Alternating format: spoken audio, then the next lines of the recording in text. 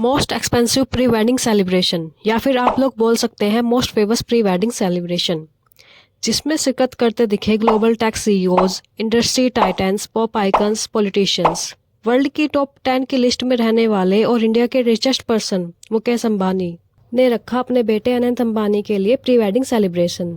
तो जाहिर था सबकी आंखें उन्हीं पर होनी थी। तो बस जानते हैं कि आखिर कितना खर्चा किया इस सेलिब्रेशन में और वह बात जो सबके मन में है कि आखिर कैसे बने विश्व के सबसे अमीर आदमी मुकेश अंबानी। अंबानी फैमिली ने सुर्खियां तो तभी बटोरनी शुरू कर दी थी जब अनंत अंबानी का एक इंटरव्यू सामने आया था। जब उन्होंने अपने इंटरव्यू में बताया था वंतारा के बारे में कि वो कैसे एलिफेंट्स की सेवा करते हैं और उनका ट्रस्ट एनिमल्स के लिए क्या क्या करता है।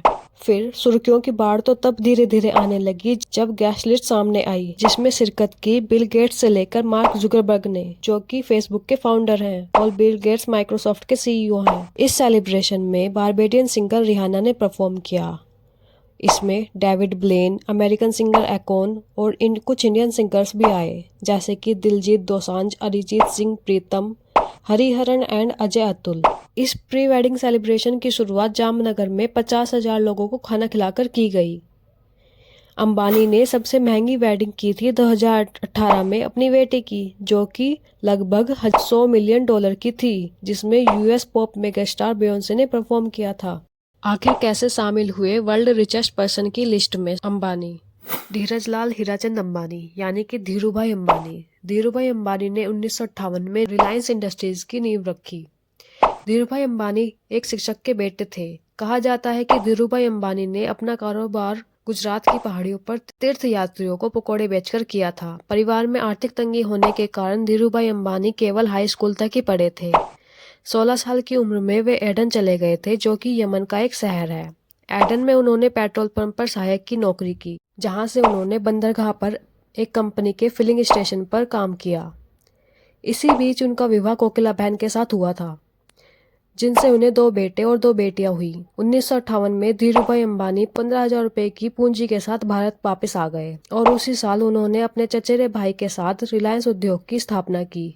लेकिन कुछ कारणवश 1965 में ये साझेदारी खत्म हो गई। 1966 में धीरूभाई अंबानी ने कपड़ा मिल की शुरुआत की।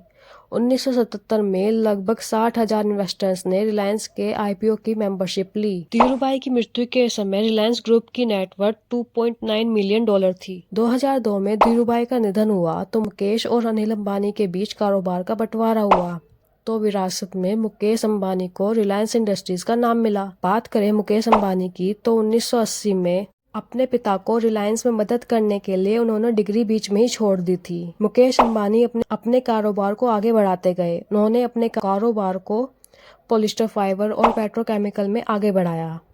पॉलिस्टर मैन्युफैक्चरिंग एक सिग्निफिकेंट पार्ट है अंबानीज के लिए, क्योंकि इसमें ह्यूज नंबर ऑफ इंडियंस ने इन्वेस्ट किया था।